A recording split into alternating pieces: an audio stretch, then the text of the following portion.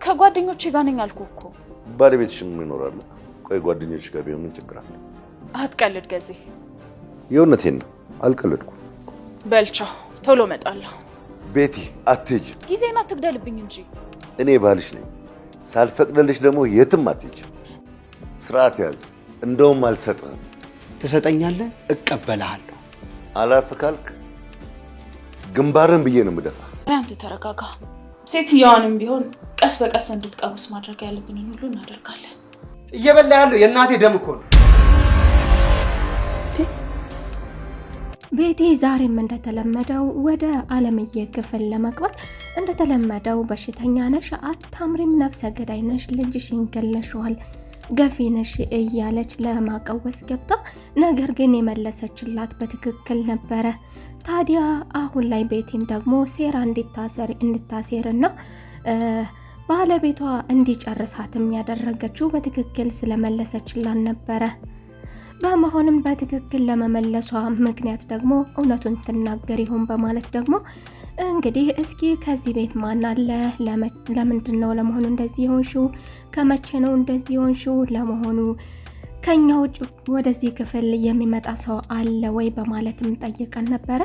ታዲያ አለምዬ ደግሞ አልገባኝም፣ ይህንን ጥያቄ መጠየቅሽ ከዚህ ቤት ማን ይኖራል ማለትሽ ነው? በማለትም ስጠይቃት ድጋሜ ታዲያ ቤቲ ደግሞ በሽተኛማ አይደለችም፣ ተሽሏታል፣ እኛ ወደ ኋላ ብለናል፣ ማድረግ ያለብንን ነገር መጨረስ ያለብንን ነገር አልጨረስንም ማለት ነው በማለት ወደ ሴራቸው አጥብቀው እንዲቀጥሉ አገግማለች። ይህ ደግሞ የኛ ጉድለት ነው፣ የሚያቀውሳትን ነገር ከማድረግ ወደ ኋላ ብለናል ማለት ነው እንድትልም አድርጓን ነበር።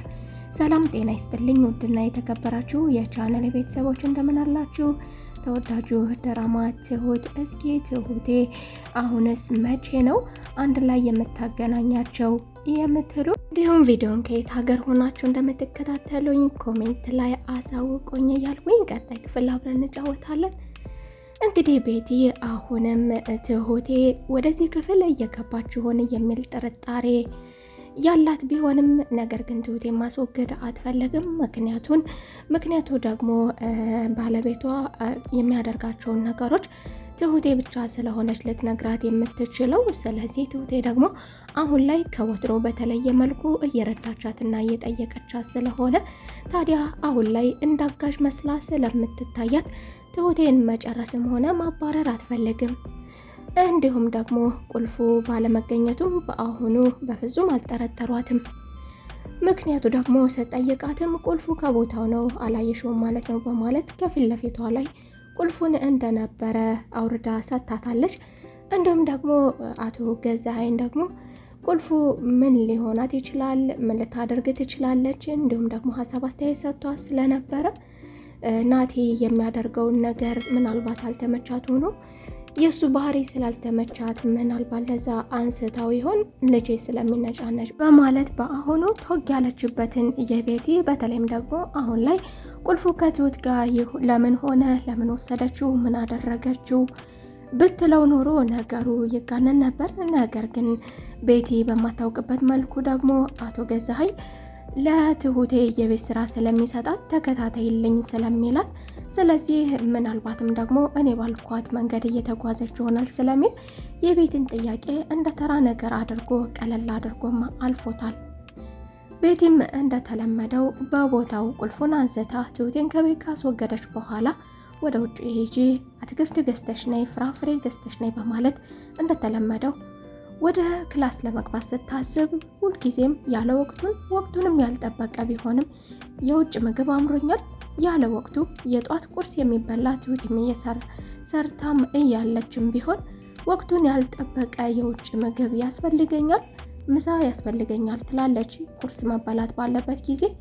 ምክንያቷ ደግሞ ትሁቴ እሱን ፍለጋ ሀገር አቋርጣ እንድትሄድ ምግብ ቤቶችን በሙሉ እየዞረች እስክትጠይቅ ድረስ እሷ የልቧን ጨርሳ እንድትጠብቃት ስለምትፈልግ ነበር ትሁቴን የምታስወግዳት። ታዲያ ዛሬም እንደተለመደው ፍራፍሬ ገዝተሽ ነይ በማለት ትሁቴን ወደ ውጭ ከላከች በኋላ ነበር ወደ አለምዬ የገባችው።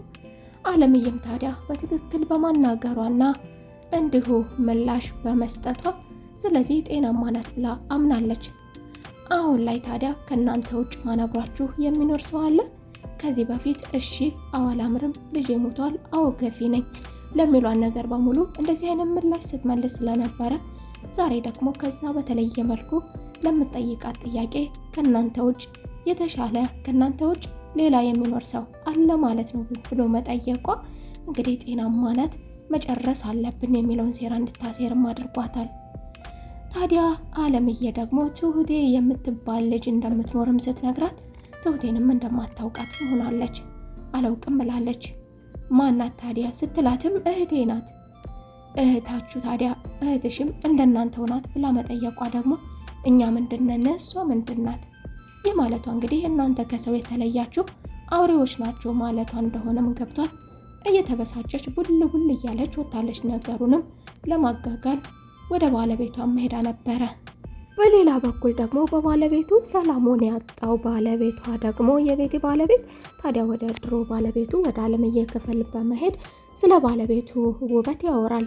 ነገር ግን አለምዬ ደግሞ አለምዬን አንቺ አሮጊት ባለቤቴ እንዴት እንደምታምር ብሎ ከአሁኗ ባለቤቱ ጋር ማነጻጸሩ እሷም ደግሞ ግርም ድንቅ ብሏት እኔን አሮጊት አልከኝ?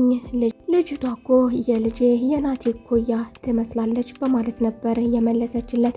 ታዲያ ለገዜም ደግሞ ይህ ምላሽ ደግሞ እንግዲህ ሙሉ ጤናማ ናት ወይም ደግሞ ከኛ ሌላ የሚገባ ሰው አለ ማለት ነው፣ ወይም ደግሞ እኛ ወደኋላ ብለናል ማለት ነው፣ የምናደርጋቸውን መጥፎ ነገሮች ቀንሰናቸዋል ማለት ነው። ስለዚህ ትኩረት አድርገን መርገጥ ይኖርብናል እንዲልም አድርጎን ነበረ። ለመሆኑ ከማን ጋር ትገናኛለሽ? ማን ወደዚህ ይመጣል? የሚለውን በድጋሜ እሱም ጠይቋታል። ታዲያ አለምዬም ደግሞ ማንም አንድም የምትመጣው ባለቤት ቤቲ እና አንተ ናችሁ ብላው እሱም እንግዲህ ይቺ ሴትዮ ጤናማ እየሆነች ነው፣ አሁን ላይ ማድረግ ያለብንን ነገር በፊት ላይ ማድረግ እያደረግን የነበረውን ነገር መቀጠል አለብን በማለት አሁንም እንደወትሮ እርግጫውን ቀጥሏል። ታዲያ ቤቲም ደግሞ በሌላ በኩል ዛሬ ያልጠበቀችው አዲስ ነገር ገጥሟታል። ናቲ ትሁት ሆኖላታል። ናቲ ተረጋግቷል። አብረን መጫወት ፈልጋለሁ፣ አብረን እንውጣ ማለቱ ደግሞ አዲስ ነገር ቢሆንባትም ነገር ግን አይኗን ሳታሽ አድርገዋለች። ይህ ነገር ደግሞ ሊሆን የቻለው በትሁቴ ነበረ። ትሁቴ ብልጥ መሆን አለብህ፣ ማድረግ ያለብህን ነገርና ማግኘት ያለብህን ነገር ልታገኘው የምትችለው አንተ እየሄድክበት ባለው መንገድ አይደለም። ስለዚህ ተረጋጋ። ማግኘት ከፈለግ በመጀመሪያ ቤቲን ቅረባት። ሁሉንም ነገር ሀብት ንብረቱ ብቻ ሳይሆን ከዚህ የተሻለም ነገር ልታገኝ የምትችለው እሷን በመቅረብ ነው በማለት ብልጥ እንዲሆን ትሁቴ መክረው ነበረ። ታዲያ እሱም አሁኑኑ ነበር ወደ ተግባር ያዞረው። ቤቲን በመቅረብ ዛሬውኑ እንድትረጋጋ አድርጓታል። ቤቲን ባታምንም እንዴትና በምን ምክንያት እንደዚህ ሊቀየር ቻለ ብላለች። በሌላ በኩል ትሁቴ ቁልፉንም መያዟ ከቤትም መውጣቷ አቶ ገዛኸኝ ለምን ትወጣለች የሚል ጥያቄ ቢያነሳም ነገር ግን ቤቲ ደግሞ ትሁቴ ከቤት እንድትወጣ የምትፈልግበት አንድ ምክንያት አላት ቤቲ። እሱ ደግሞ ትሁቴ ወደ ውጭ ስትወጣ ከናቴ ጋር እንደፈለገች መሆን ትችላለች። ናቴ ፊት ባይሰጣትም ነገር ግን የፈለገችውን በድፍረት መናገር ትችላለች። ድፍረቷንም ተጠቅማ እንደፈለገች አማላ በእጇ ልታስገባ የምትችልበት መንገድ ምናልባት እሱም ትሁቴ ስላለች ከቤት እያፈረ ይሆን በማለት ነበር ትሁቴን ወደ ውጭ ለማስወጣት የምትፈልገው። ታዲያ ትሁቴም ደግሞ ዛሬ ወደ ቤት ስትመለስ አለምዬን ይዛ ወደ ቤት እንድትገባ የረዳት ነገር ደግሞ ደውለው ማናገራቸው፣ ወደ ቤት መመለሳቸውን መንገራቸው፣ በመቀጠልም ደግሞ ደካማ ጎኗ ናቲ መሆኑን ካወቀች በኋላ ታዲያ ናቲን የሆነ ቦታ ላይ አይቼዋለሁ በማለት በዛ ነበር ያወዛገበቻት። ነገሩ እንደፈለገችው ሆኖ ባታገኘውም ነገር ግን ትሁቴ አለምዬን ይዛ እንድትገባ ረድቷታል።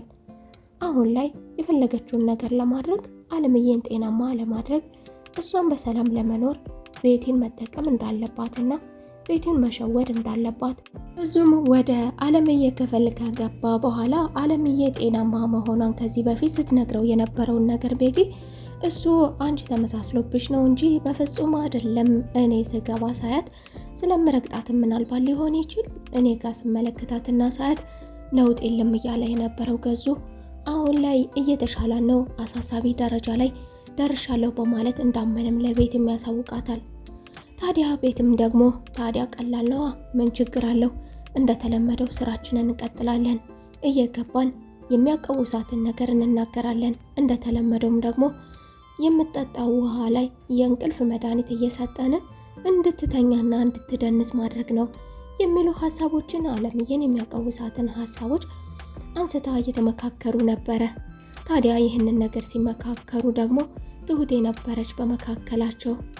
ትሁቴም አጋጣሚዎቹን በመጠቀም ብቻዋን ስትሆን ወደ ውስጥ ወደ አለምዬ ክፍል በመግባት አለምዬ እንድትጠነቀቅና ገዙ በሚያናግራት ጊዜ ምንም አይነት ምላሽ እንዳትመልስ ጤናማ እንደሆነች የሚያሳውቅ ነገር ጤናማ ነሽ፣ ነገር ግን እነሱ ጤናማ እንደሆነች ማወቅ ያለባቸው በሽተኛ ግራ የገባሽ እንደሆንሽ ብቻ ነው።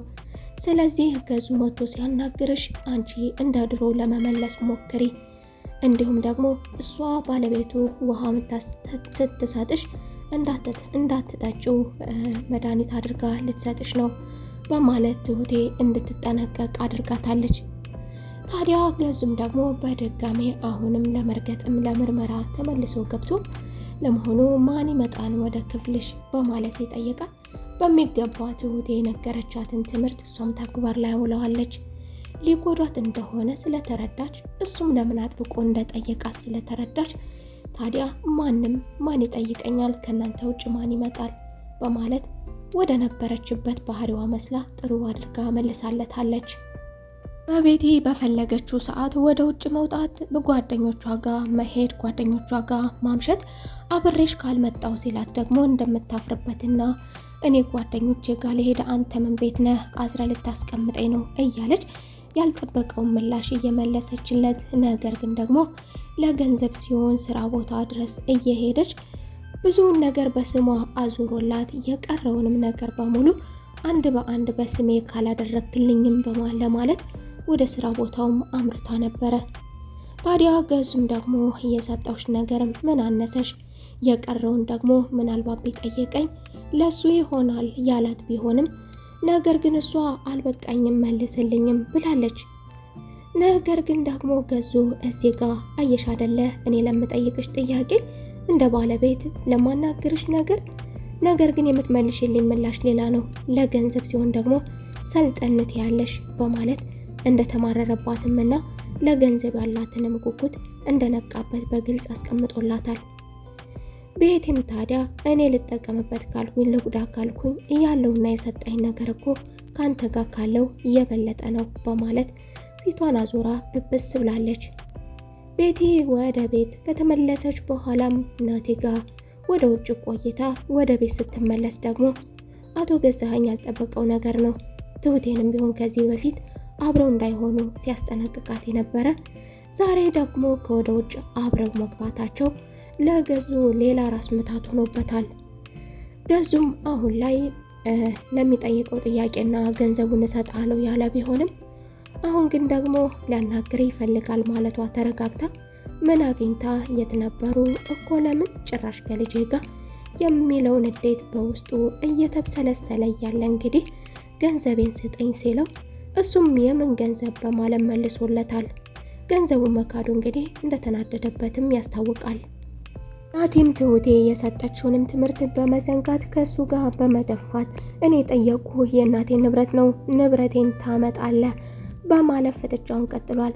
ታዲያ እዚህ ጋር እየተፋጠጡ የናቲ ድምጽ ከፍ ማለት ደግሞ ለእናቱ ደርሷታል። እናቱ የናቲን ድምጽ ሰምቼዋለሁ እኔ አይደለሁም በሽተኛ አይደለሁም ናቲዬ ከዚህ ነው በማለት አለምዬ ወደ ሳሎኑ ብቅ ብላለች።